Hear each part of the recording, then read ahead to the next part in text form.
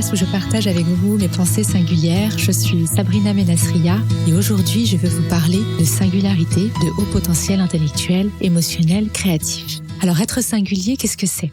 Il y a des gens qui fonctionnent différemment, qui abordent le monde en intégrant de multiples dimensions et qui bien souvent se sentent en décalage avec les autres. Alors ces personnes ne se sentent pas forcément mal, mais elles sentent que quelque chose chez elles n'est pas commun, n'est pas habituel. Et en fait, ces personnes, elles ont quelque chose en commun, c'est leur intensité. C'est-à-dire qu'elles perçoivent les choses, les stimuli extérieurs avec une grande intensité et elles y réagissent de manière amplifiée. Et ce, dans 5 grands domaines qui ont été mis en avant par un psychiatre polonais qui s'appelle Kazimierz Dabrowski, qui a établi la théorie de la désintégration positive. C'est un peu l'ancêtre de la résilience, la théorie de la résilience. Et qui en fait a étudié chez certaines personnes des domaines qu'il appelle des domaines d'hyperexcitabilité où justement les personnes réagissent avec une très grande profondeur et une amplification à ces stimuli qu'elles ressentent et qu'elles perçoivent. Alors, quels sont ces 5 grands domaines évoqués ? Et vous allez voir le lien avec ce qu'on appelle les hauts potentiels intellectuels, les hypersensibles, etc. Donc, ce sont 5 grands domaines. On va évoquer le premier qui est le domaine intellectuel, donc l'intensité intellectuelle, très souvent associée à ce qu'on appelle les hauts potentiels intellectuels. Qu'est-ce que c'est qu'être intense intellectuellement ? C'est chercher à comprendre, c'est chercher une forme de logique en toute chose, c'est creuser sans s'arrêter jusqu'à ce qu'on ait compris. Bien souvent, quelqu'un qui est intense intellectuellement, quand il a trouvé, il dit « Eureka ». C'est un peu le mythe, mais en tout cas, cette volonté de trouver la vérité, de chercher la vérité, de chercher à comprendre, c'est vraiment une énergie qui anime les personnes qui sont intenses intellectuellement. Et tant qu'elles n'ont pas trouvé la pièce du puzzle qui manque à leur compréhension globale des choses, bien souvent, le mental, il continue à tourner et jusqu'à ce que cette quête est aboutie. Ça, c'est une première forme d'intensité qui est bien souvent celle qu'on associe le plus au haut potentiel intellectuel. Et dans une société comme la nôtre, qui est plutôt orientée, on va dire, qui est portée par des valeurs logico-mathématiques, en tout cas rationnelles, c'est une forme d'intensité qui trouve sa place, on va dire, dans notre société jusqu'à un certain point. Pourquoi ? Parce que bien souvent, cette intensité intellectuelle, comme les personnes qui en sont pourvues cherchent à comprendre, elles ne s'arrêtent pas au silo, au mur, parce que ça n'est pas logique. Elles cherchent la vérité et la pureté de la vérité. Et en fait, quand un mur se pose devant elles, ou quand elles sont dans des organisations et qui sont silotées, bien forcément, elles se retrouvent un peu coincées. En tout cas, ça ne les arrête pas. Donc bien souvent, elles vont à contre-courant et elles peuvent beaucoup gêner et dépoussiérer, en tout cas aller chercher la poussière sous le tapis. Donc ça peut être valorisé dans notre société, mais ça a bien évidemment ses limites.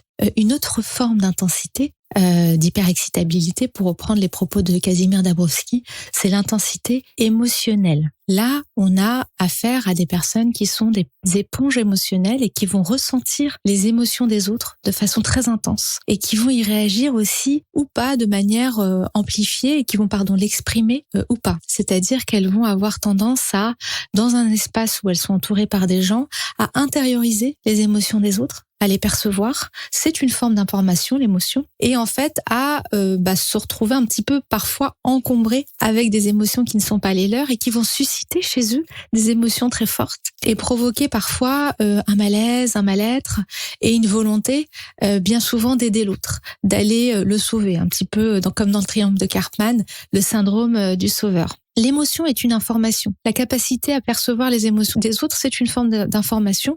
Et dans notre société, c'est pas forcément celle qui est la plus valorisée. En tout cas, ce qu'on appelle l'empathie, la capacité à souffrir avec, donc à ressentir en même temps que l'autre ce qu'il éprouve, est une chose qui est aujourd'hui un domaine, je pense, qui doit être plus développé dans notre société. En tout cas, les personnes qui sont intenses émotionnellement, bien souvent, se retrouvent, on va dire, encombrées avec leurs émotions et avec une difficulté à les dénouer. Et n'oublions pas qu'à l'école, on ne nous apprend pas, enfin, je crois que les choses changent aujourd'hui, mais on nous a pas forcément appris à gérer ce type d'informations. Autant apprendre des cours et sur la partie plutôt de l'apprentissage logique, on a eu pas mal d'apprentissage en tout cas, et par contre sur la partie émotionnelle, la plupart des personnes se sont retrouvées à devoir gérer leurs ressentis, leurs émotions tout seul. D'où aujourd'hui un besoin, à mon sens, de beaucoup plus travailler sur la perception de nos ressentis pour mieux nous comprendre et évidemment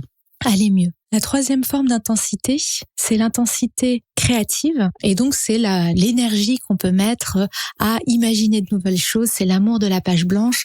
Et on pourrait l'associer à l'imagination débordante. Et cet espace de créativité dans l'esprit dans lequel des personnes peuvent aussi se réfugier. Mais c'est vraiment cette volonté d'aller toujours chercher des idées nouvelles, des choses nouvelles et de créer des choses qui n'ont pas été vu ou établi jusqu'à présent.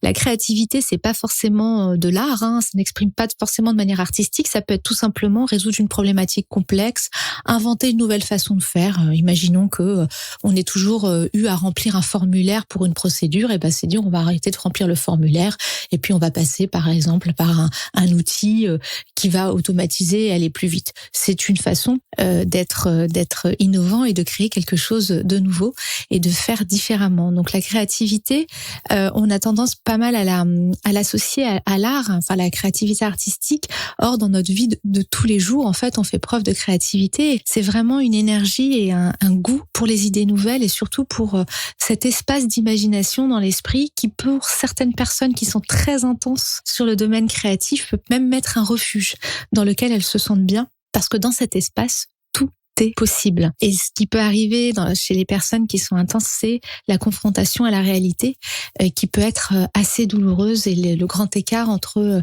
les idées et la vision qu'ils peuvent avoir et puis la réalité. Et c'est aussi vecteur d'une très grande intuition et d'une capacité à avoir une vision. Et ça peut mettre aussi dans la difficulté parce que verbalement, ça peut être compliqué d'expliquer sa vision parce qu'il y a une forme de fulgurance qui est associée à l'intuition. L'intuition, c'est la fulgurance de l'évidence.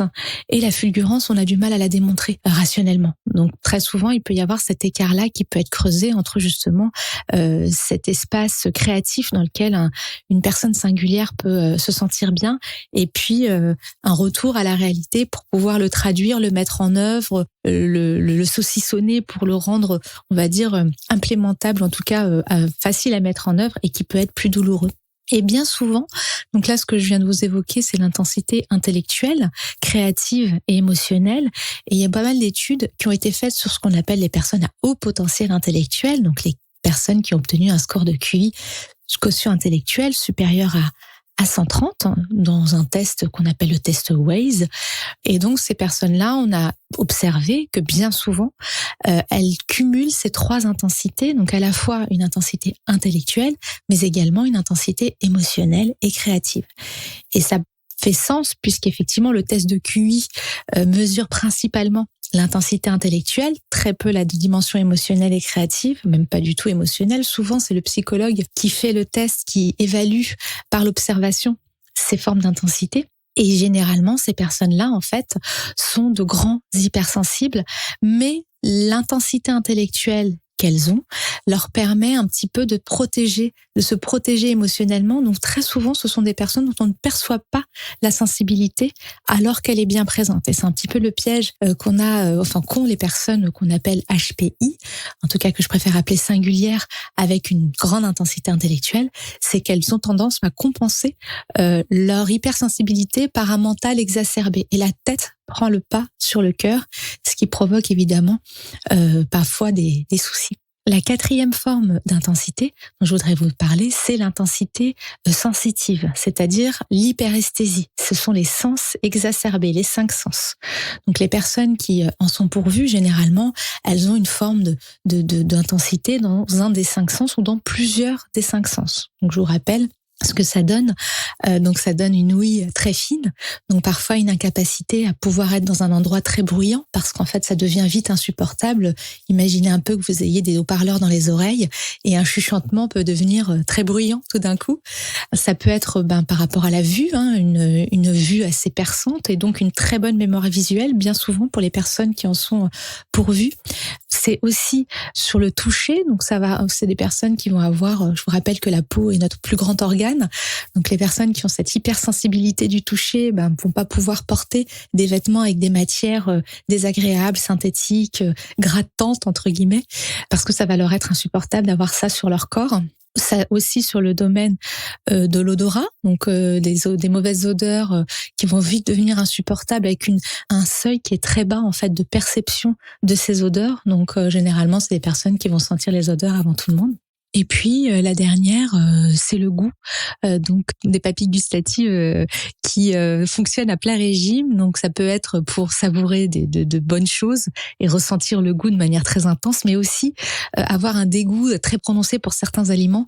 Et on l'observe souvent chez des enfants qui refusent catégoriquement de manger tel ou tel aliment et qui font un blocage sur ces éléments-là. Donc ça, c'est l'intensité sensitive. Donc on peut en avoir un ou plusieurs qui sont exacerbés. Et puis la dernière forme d'intensité, d'hyperexcitabilité, c'est la psychomotrice. C'est l'envie, le besoin de bouger, d'être en mouvement. Souvent, on l'associe beaucoup aux enfants hyperactifs, mais à la base, ça reste un besoin du corps d'être en action, d'être en mouvement, d'être en déplacement, et qui rend la fonction assise très compliquée pour ces personnes-là. Voilà, donc les 5 grands domaines d'intensité, donc intellectuelle, émotionnelle, créative, sensitive et psychomotrice. Donc les hauts potentiels intellectuels, ce que je vous évoquais, c'est que bien souvent on leur associe l'intensité intellectuelle, émotionnelle et créative. Et il y a des études qui se sont penchées sur les artistes, et il semblerait que les artistes cumulent plus les intensités émotionnelles, créatives et sensitives. Et ce qui fait sens effectivement, parce que pour composer une musique, etc., il faut avoir aussi cette forme d'intensité-là sur l'ouïe, la vue, etc.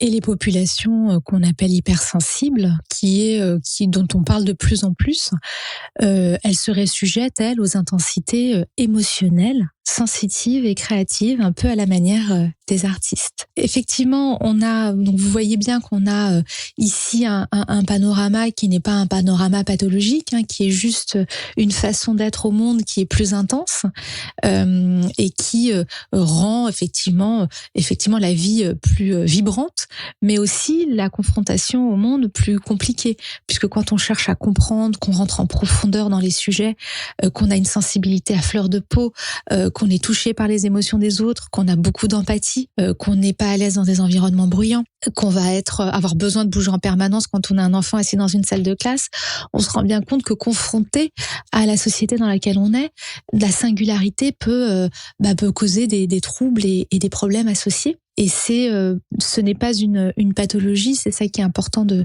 comprendre. C'est vraiment un fonctionnement assez naturel qui est presque un peu malgré soi et qui ouvre un champ des possibles incroyables, et notamment une vision du monde qui est multidimensionnelle. Parce que quand on cherche à comprendre, donc on capte beaucoup d'informations, qu'on est émotionnellement très actif, c'est-à-dire qu'on va être très empathe et qu'on va capter les émotions des autres, qu'on a les sens exacerbés, ça fait beaucoup d'informations qu'on récolte et qu'il va falloir processer en fait. Et c'est ce qui est compliqué, c'est dans quel ordre, comment, et de ne pas se retrouver complètement assailli par toutes ces perceptions. Et c'est ce qui est compliqué quand on est singulier et qu'on cumule plusieurs intensités, c'est vraiment de se retrouver assailli par toutes ces informations et ne pas savoir les gérer, et parfois être débordé et provoquer, et ça arrive, et c'est assez fréquent, des troubles, voire parfois certaines pathologies. Et c'est effectivement fréquent. Donc vous comprenez bien que la nécessité en fait de se comprendre, presque l'obligation d'apprendre à se connaître et se comprendre quand on est singulier, pour pouvoir justement dompter cette intensité-là. Et que quand on va bien, c'est tant mieux.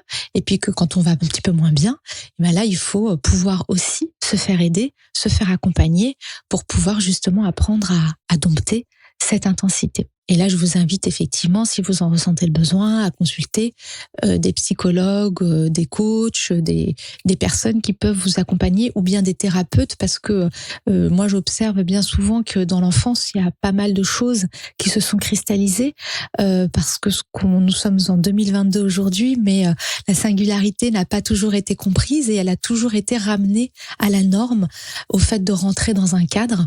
Et ce qui a été très, très souffrant pour beaucoup de singuliers enfants, qui ont eu du mal. Donc certains ont complètement laissé tomber. Ils sont sortis, par exemple, du système scolaire. Il y en a beaucoup. Et puis, il y en a d'autres qui se sont suradaptés et ont oublié un petit peu la singularité qui les caractérisait et cette part quand même de magie qui habite un singulier, puisque bien que ça puisse être compliqué, c'est aussi incroyable de pouvoir percevoir le monde avec autant de dimensions. Donc, j'espère que ces quelques mots vous auront apporté des éclairages. N'oubliez pas que la psyché humaine n'est pas une science exacte, que chaque individu est unique et donc ne gardez que ce qui fait sens pour vous. À bientôt pour de nouvelles pensées singulières.